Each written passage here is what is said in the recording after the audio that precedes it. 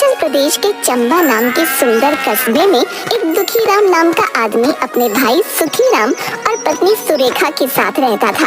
दुखीराम और उसका भाई सुखीराम दोनों ही गांव में खेती किया करते थे और फल सब्जियां वगैरह उगाकर बाजार में बेचते थे। सुखीराम हमेशा अपने आप से खुश रहता था, जबकि दुखीराम उससे बिल्कुल विपरीत था। एक दिन सुबह सुबह दोनों भाई अपने अपने खेत में काम करते हुए, कल रात को इतनी बारिश हुई, लेकिन पता नहीं क्या मेरी जमीन की तो ढंग से सिंचाई भी नहीं हुई है। लगता है मेरे खेत में बारिश कम हुई है। अरे भाई, भला मैंने कौन से यहाँ पर स्पेशल बादल अपने खेतों पर बरसाए हैं? बारिश तो सब जगह बराबर ही हुई है। रहने दो, तुम देख नहीं रहे हो है? मुझे फावड़ा चलाने में भी आफत हो रही है। कितनी सख्त है मेरी जमीन, और खुद देखो आधा खेत खोद दिया तुमने। प्यारे भाई, हम दोनों सुबह साथ में खेत में आए थे, तब से मैं खेत में लगातार लगा हुआ हूँ, और तुम कभी मुझे देख रहे हो, कभी आराम में लग जाते हो। शिकायत छोड़ो, काम करो। अरे जाओ जाओ, बड़े आए नसीहत देने वाले। मेरी तो किस्मत ही फूटी हुई है। सुबह सुबह बिल्ली जो रास्ता काट गई थी। शाम को खेत से वापस लौटते वक्त, भाई आजा, साइकिल पर बैठ जा, साथ में घर पहुंच जाएंगे। अब इतना बोल ही रहे हो तो चलो छोड़ दो घर तक। सुखीराम और दुखीराम दोनों एक साथ खेतों के बीचों बीच से साइकिल पर घर की तरफ आ रहे होते हैं। अरे भाई, कौन कहता है कि सुख के वक्त दुख नहीं होता और दुख के वक्त सुख? सुख दुख दोनों साथ में आ रहे हैं। उनकी बात सुनकर सुखीराम साइकिल कनुआ की दुकान के पास रोककर कहता है, अरे कनुआ भाई, मेरे भाई का नाम दुखीराम है, पर वो हमेशा प्रसन्न चित्त ही रहता है, समझे? दुखीराम परेशान होकर साइकिल से उतरता है और उतरते वक्त उसकी धोती साइकिल की चेन में अटक कर फट जाती है। अरे अरे, रहने दो सुखीराम, तुमने जानबूझकर मुझे साइकिल पर बैठाया था ताकि गांव वालों के सामने मेरी धोती फाड़ सको। ए भगवान, कैसा भाई दिया है मुझे। मेरी किस्मत में कितने दुख लिखे हैं। लो भाई, कथा शुरू हो गई। अब बताओ सुखीराम, मैंने कुछ गलत कहा था क्या?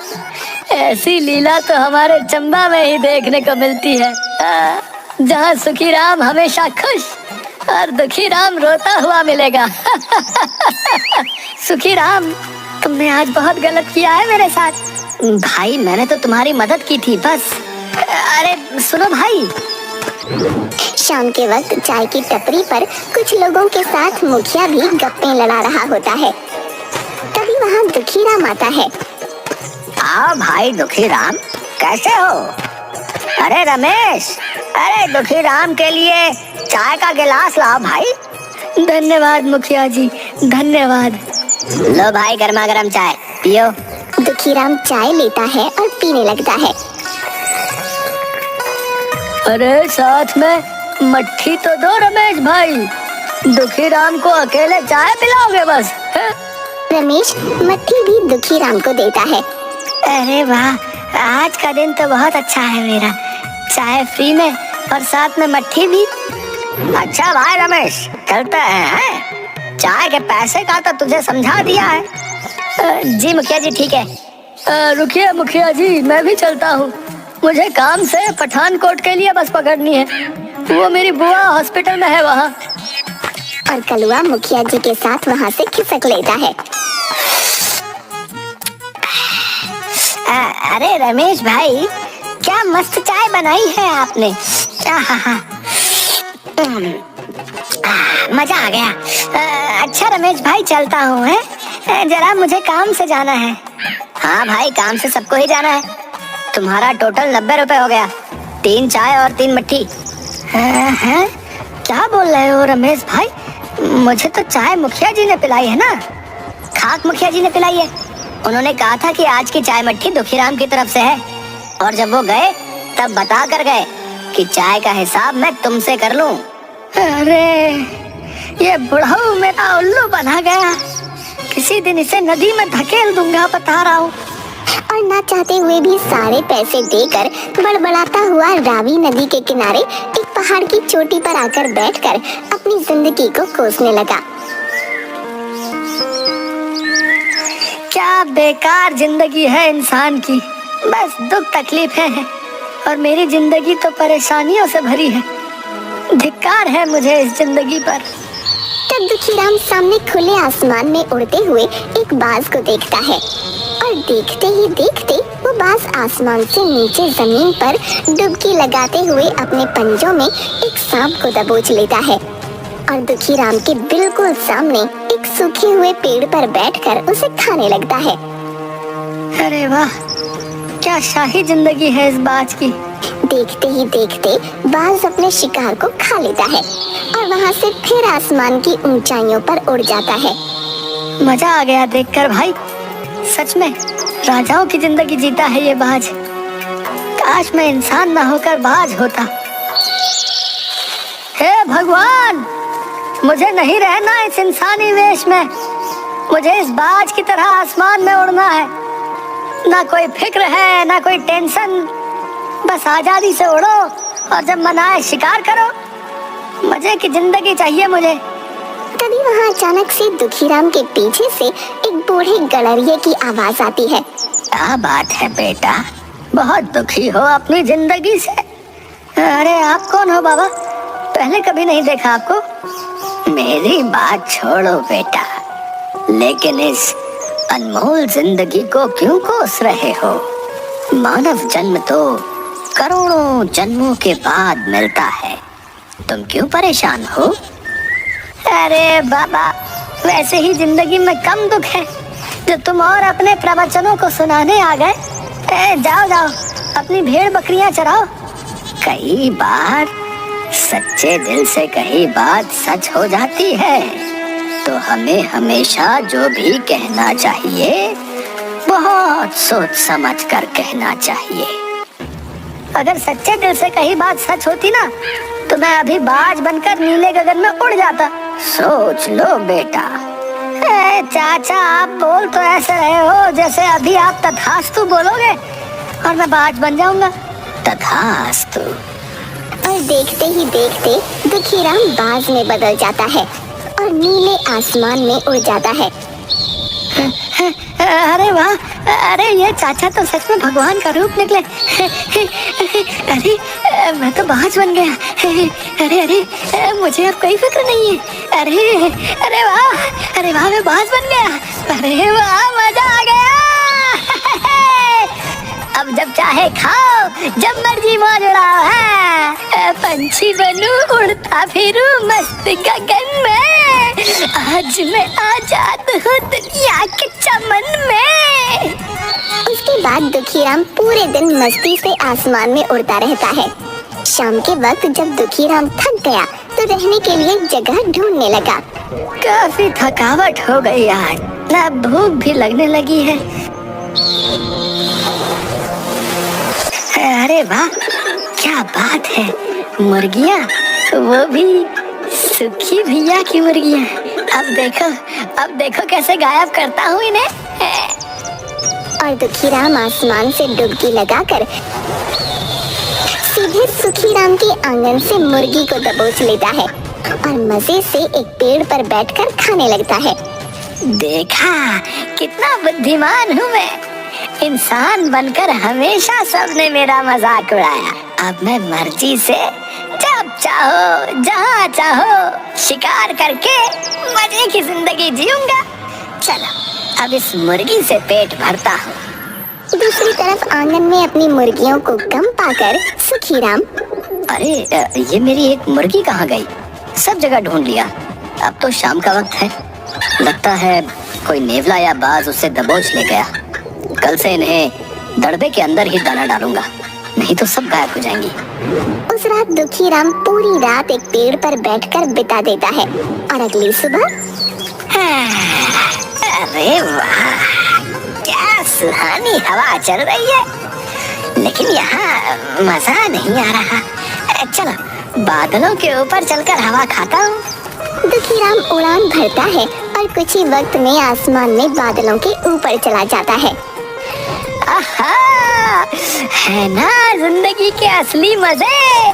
मैं यहाँ मजे कर रहा हूँ और उधर मेरा बेवकूफ भाई खेतों में अपना समय बर्बाद कर रहा होगा। कितना बुद्धू है बेचारा सुखीराम। तभी कुछ बदमाश कौवे आकर दुखीराम की पीठ पर बैठ जाते हैं। अबे कलुए, अबे कलुए, अबे मेरी पीठ पर क्यों बैठ रहा है? हैं? अबे वो तेरे अपने पंख काम नहीं कर रहे हैं क्या? अबे अबे अबे नीचे नीचे उतर, चल हट बे। कौवे नहीं मानते और उसको चोंच भी मारने लगते हैं। अबे अबे ये तो ज्यादा हो रहा है, अभी बताता हूँ, रुको। दुखीराम बादलों के ऊपर की तरफ उड़ान भरता है और कुछ ही देर में ऊंचाई ज्यादा होने के कारण कौवे नीचे भाग जाते हैं और दुखीराम बादलों के ऊपर उड़ जाता है। अबे है क्या हुआ? सवारी नहीं करनी? भाग कहाँ रहे हो बे? बैठो, बड़े आए दुखीराम को परेशान करने वाले। उसके बाद दुखीराम की नजर चाय की टपरी पर बैठे मुखिया और कलुआ पर पड़ती है। अरे वाह रे मुखिया, चाय के पैसे मुझसे दिलवाए थे ना। रुक, आज तेरी पगड़ी सरेआम उछालता हूँ, रुक तू। दुखीराम उड़कर जाता है और मुखिया की पगड़ी लेकर उड़ जाता है। अरे बचाओ, अरे भैया बचाओ, अरे ये बाज मुझ पर हमला कर रहा है, अरे मेरी पगड़ी कहाँ ले जा रहा है? अरे रुक जा, अरे मुखिया जी, ये क्या, आपकी तो सारी खेती उजड़ी हुई है। अबे चुप कर हरामी। और बाज के पीछे कुछ देर तक भागकर रुक जाते हैं। अरे मर गया, अरे करम जले, कलवा कहाँ गया रे? मेरी पगड़ी लेकर। सारे गांव में किसी को नहीं पता कि मैं गंजा हूँ। जल्दी जा, मैं यहाँ पेड़ के पीछे छिपा हूँ।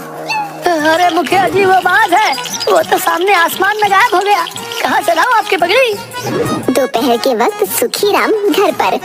आज 2 दिन हो गए, दुखीराम घर पर नहीं आया है। वो सही सलामत तो होगा ना? पता नहीं कहाँ गायब हो गया। आप क्यों फिक्र करते हो? कहीं अपने दोस्तों के साथ गया होगा, आ जाएगा। पता नहीं क्यों, लेकिन मुझे कुछ अनहोनी का अंदेशा सा लग रहा है। वो इतना वक्त घर से दूर कभी नहीं जाता। मैं ऐसा करता हूँ, गांव वालों से कुछ जानकारी लेकर आता हूँ। अच्छा ठीक है। उसके बाद सुखीराम सीधा कनुआ नाई के पास जाता है। कैसे हो कनुआ भाई? बहुत अच्छा हूँ भाई, आप कैसे हो? कैसे आना हुआ? बाल कटवाने हैं या हजामत? नहीं भाई, आज अभी कुछ नहीं करवाना है। बस जानकारी चाहिए थी कि कहीं दुखीराम को देखा हो तो।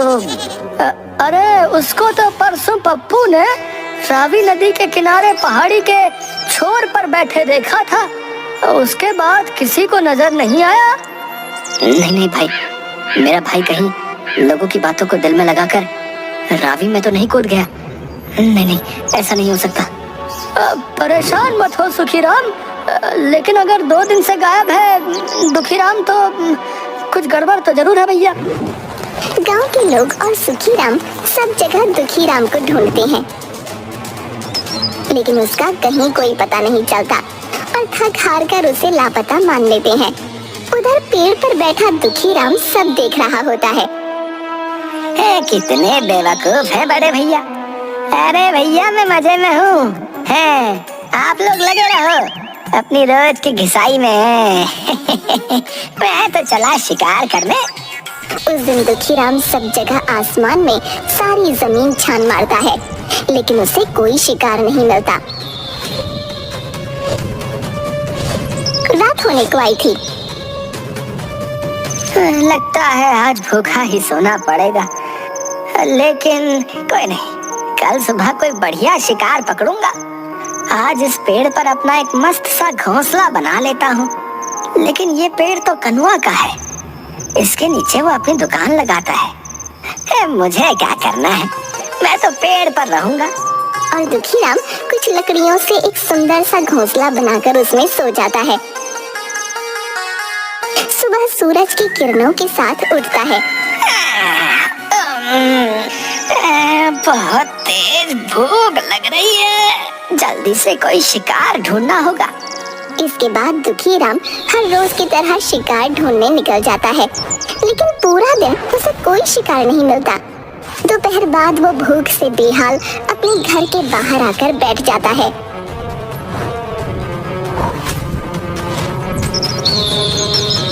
क्या पता आज भैया मुर्गियों को दाना चुगने के लिए छोड़े तो मेरा पेट भर जाएगा। थोड़ी देर में सुखीराम घर से बाहर आता है और सामने बैठे बाज को देखकर भाग यहाँ से, पहले भी मेरी मुर्गी तू ही ले गया था। और ऐसा बोलकर पत्थर से बाज को उड़ा देता है। अरे भैया मैं कई दिनों से भूखा हूँ, अब कैसे आपको अपनी बात बताऊं? वहाँ से उड़कर दुखी राम अपने घोंसले पर आ बैठता है और वहाँ से नीचे काम कर रहे कनुआ पर बीट कर देता है। अरे ये कहाँ से इस आफत ने घोंसला बना लिया यहाँ? रुक तुझे अभी बताता हूँ। और एक पत्थर घुमाकर मारता है, जिससे बेचारा दुखी राम वहाँ से उड़ जाता है। अरे अरे अजीब पागल है, इतनी जोर से मारता है कोई, अभी मेरा सिर फूट जाता। अब कहाँ जाऊँ, भूख के मारे अब उड़ा भी नहीं जा रहा। तभी रात हो जाती है और एक सूखे से पेड़ पर दुखीराम जल्दी जल्दी में एक घोंसला बनाता है और ठंड में पंखों के बीच गर्दन छुपाकर सो जाता है। आधी रात को बहुत तेज बारिश होती है, सब तरफ तूफान और आंधी चलती है, जिसकी वजह से दुखीराम अपने घोंसले के साथ उड़ता हुआ दूर जा गिरता है। गिरने से उसके एक पंजे में पैनी लकड़ी घुस जाती है। अरे मर गया रे, हाय बहुत दर्द कर रहा है, मेरा पंजा तो गया। अब मैं क्या करूं? जैसे तैसे अपनी चोंच से उस लकड़ी को तो दुखीराम निकाल फेंकता है, लेकिन उसका पंजा अब शिकार नहीं पकड़ सकता था। अब मैं शिकार कैसे कर पाऊंगा? मुझे क्या पता था कि ये मुसीबतें भी होती होंगी बाज बनने के बाद। इससे तो मैं इंसान ही भला था। सुबह होती है। बारिश के बाद सब तरफ हरियाली छा जाती है। सभी किसान खुशी खुशी अपने खेतों पर जा रहे होते हैं और दुखीराम भूख से बेहाल और दर्द से परेशान था। मैं ही पागल था जो बाज बनना चाहता था, लेकिन अब कुछ नहीं हो सकता। कुछ खाने को ढूंढता हूँ। चल दुखीराम, ले अब और उड़ने के मजे। उसके बाद वो फिर हवा में उड़ने लगता है। तभी कुछ बदमाश कौवे उड़ते हुए आते हैं और उनमें से एक दुखीराम की पीठ पर बैठ जाता है और कुछ उसे चोंच मारकर तंग करते हैं। अबे ये क्या कर रहे हो? अरे कहाँ से आ गई ये बला? अरे भागो यहाँ से। कौवे नहीं मानते। अभी कुछ खाया पिया नहीं है, नहीं तो बताता तुम सबको। अबे चोंच मत मारो, अबे दर्द होता है बे। बेचारा दुखीराम क्या करता, वो हवा में और ऊपर उड़ने की कोशिश करता है, लेकिन भूख और कमजोरी के कारण उड़ नहीं पाता और थक हार कर एक पुराने खंडहर की छत पर जा बैठता है। अगर इंसान होता तो किसी से मदद मांग लेता, किसी हॉस्पिटल में जाकर अपना इलाज करवा लेता, लेकिन अब ऐसी हालत है कि कोई भी ना तो मेरी बात सुन सकता है और न मेरा दुख समझ सकता है। मैं क्या करूं, क्या करूं? भगवान मुझसे गलती हो गई। इंसान को भगवान जितना दे, जैसे दे, उसे हंसकर स्वीकार करना चाहिए और खुशी से जिंदगी का आनंद लेना चाहिए, जैसे मेरे भैया सुखीराम जी कर रहे हैं। मेरी तरह हमेशा शिकायत करोगे, रोते रहोगे तो अंजाम वही होगा, क्योंकि भगवान हमें वही देता है जो हम मानते हैं। इसी तरह कुछ दिन बीत गए। दुखीराम बहुत कमजोर और मरने की हालत में था। तभी अचानक उसके सामने एक मरा हुआ चूहा आ गिरता है, जिसे देख दुखीराम को एक आस होती है कि शायद वो बच जाएगा। शायद भगवान ने मेरी सुन ली, इसे खाकर कुछ तो जान आएगी। लेकिन जैसे ही दुखीराम अपनी चोंच से चूहे को खाने की कोशिश करता, वो खा नहीं पाता, क्योंकि उसकी चोंच आगे से मुड़ चुकी होती है मेरी चोट को क्या हो गया? ये कैसे मुड़ गई? मैं तो भोजन भी नहीं कर पा रहा हूँ। अब मेरे अंदर वो ताकत भी नहीं कि मैं अपनी चोट को तोड़ूं और नई चोट आने का इंतजार करूं। ये कहता हुआ बेचारा दुखी राम बहुत रोता है, लेकिन मजबूर कुछ नहीं कर पाता। इस तरह दुखी राम उस पुराने से खंडहर में कई दिनों तक भूखा प्यासा पड़ा रहा और अंत में अपना दम तोड़ दिया। हमें अपने इस बहुमूल्य जीवन को भगवान का शुक्रिया अदा करते हुए हंसी खुशी अच्छे कामों को करते हुए जीना चाहिए।